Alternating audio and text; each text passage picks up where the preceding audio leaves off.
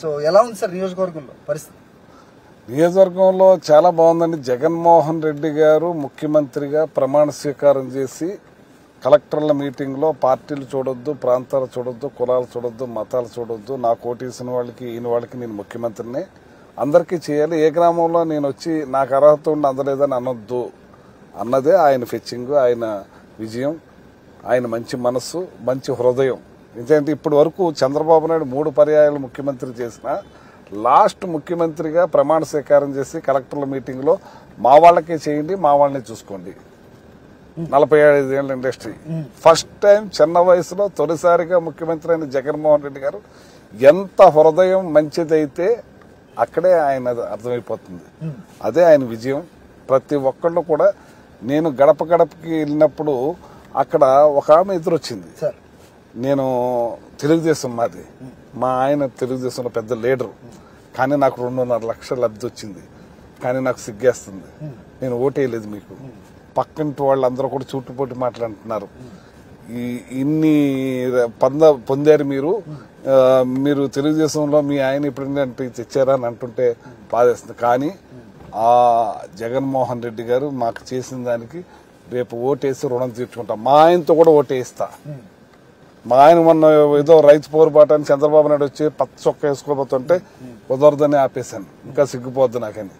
తణుకంటే కనుక ఒకప్పుడు అంటే చౌదరి సామాజిక వర్గానికి పెట్టని కోట అని చెప్తారు, ఆ విధంగా టీడీపీకి ఒక ఫైర్ వాల్ అని చెప్తారు.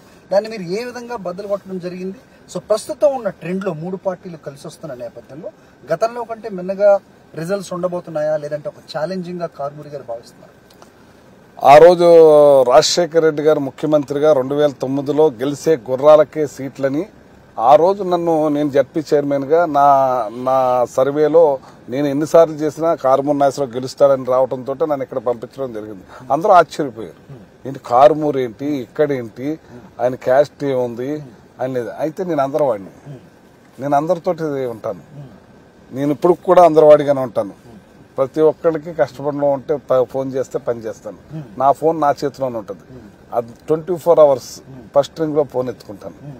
అందుకే నన్ను ఇక్కడ పంపించడం జరిగింది. అంతకుముందు అంతా కూడా ఎమ్మెల్యే గారు ఎవరు కలవరు, వాళ్ళ అనుచరులు కలవటమే. ఇవాళ ఎమ్మెల్యే నా దగ్గర గన్మేన్ ఆపరు, ఎవరు ఆపరు, డైరెక్ట్ రిక్షా ఓడితో సహా అందరూ వచ్చేయచ్చు. ప్రతి ఒక్కరు నాకు మానవత్వం, సమానత్వం. మనిషి ఈ తత్వాన్నే కొంచెం అంటే కొంచెం సాఫ్ట్ గా ఉంటారు మంత్రి, సో అగ్రెసివ్ గా ఉండరు అనేది కొంతమంది విమర్శించే వాళ్ళు కూడా ఉంటారు. మీరేమో అందరి వాడు అని చెప్తున్నారు, దీన్నే విమర్శించారు. నేను నా నైజాం ఇది, నేను నా పుట్టికి ఇది, నేను నా మనస్తత్వం ఇది. నేను ప్రతి ఒక్కరిని మానవత్వం, సమానత్వంగా చూస్తాను, ప్రతి ఒక్కరిని కూడా కలుపుకెళ్ళిపోతాను, అందరితోటి అందరివాడిగా ఉంటాను. సో దీని గురించే అంటే విమర్శించే వాళ్ళు ఎలాగో విమర్శిస్తుంటారు, కానీ ఈ ఎర్రిపప్ప అనే దాన్ని విస్తృతంగా జనాల్లోకి తీసుకునే ప్రయత్నం టీడీపీ అలాగే ఎల్లో మీడియా చేసిన దానికి మీరు ఇచ్చిన సమాధానం కూడా మేము వినింది. బట్ అలాంటివన్నీ ఇప్పుడు ఫ్యాక్టర్ గా ఉండబోతున్నాయా? అంటే తెలుగుదేశం వాళ్ళకి జగన్మోహన్ రెడ్డి గారు ముఖ్యమంత్రిగా వచ్చిన తర్వాత వాళ్ళకి మాట్లాడే అవకాశం లేదు. వాళ్ళకు ఈ వ్యవసాయం గురించి మాట్లాడినా అబద్దాలు మాట్లాడాలి, ఏ పథకాల గురించి మాట్లాడలేరు. ఆ పథకాల గురించి ఎత్తుకుంటే మీరెందుకు ఇవ్వలేదని అంటారేమో అని అది మాట్లాడతాం మానేసి ఏ మనిషి అయినా సరే ఏది దొరుకుద్దా అని చూస్తారు.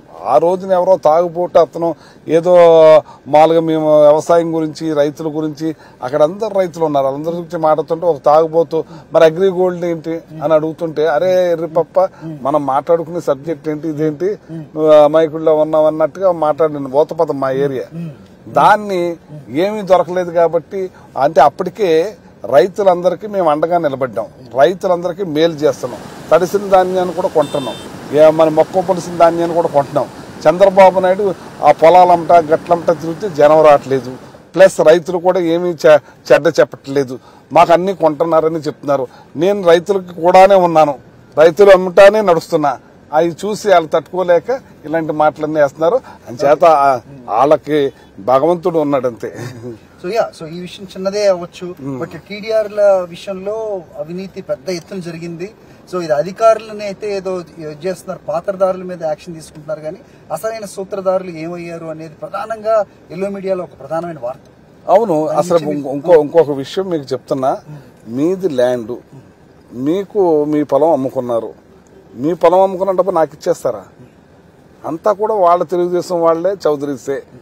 కానీ కావాలని ఆ రోజున నాకు మంత్రి రాకుండా చేయాలని ఈ అభియోగం ఈ బురద జిమ్మారు. మీకు ఇంకో విషయం చెప్తాను నేను, ఈ టీడీఆర్ది ఇంకా చిన్నదే, 300 కోట్లు 400 కోట్లు 800 కోట్లు అన్నారు. ఎవరో ఇది మన తెలుగుదేశం పత్రిక ఒకటి ఉంది అక్కడ, దాని పేరు చైతన్య రథం ఏదో సంథింగ్, దాంట్లో నాకు ఇక్కడ 150 ఎకరాలు ఉందని, నేను 150 ఎకరాలు ఉందని, నెలకి 30 కోట్ల రూపాయలు నా కొడుకు ఇవ్వట్లేదు, నా కూతురికే పంపించేస్తున్నానని, ప్లస్ అత్తుల్లో 30 ఎకరాలు ఉందని, హైదరాబాద్ లో 2 స్టీల్ ఫ్యాక్టరీలు ఉన్నాయని, ఇంకా అసలు దగ్గర 1800 కోట్ల రూపాయలు సంపాదించానని ఇంకా వేసారు అభియోగాలు ఆ పత్రికలో. అసలు ఒకటి కాదు, ఎన్ని రకాల బురద జిమ్మాలు అన్ని రకాల బురద జిమ్మారు. కానీ జగన్మోహన్ రెడ్డి గారు నాకు లేదు కాబట్టి మంత్రి ఇచ్చాడు. తండ్రి ఎమ్మెల్యేని చేస్తే తనయుడు మంత్రి కూడా చేశాడు, ఎమ్మెల్యేని చేసి మంత్రి కూడా చేశాడు. తండ్రి నన్ను జడ్పీ చైర్మన్ చేశాడు, ఎమ్మెల్యే చేశారు.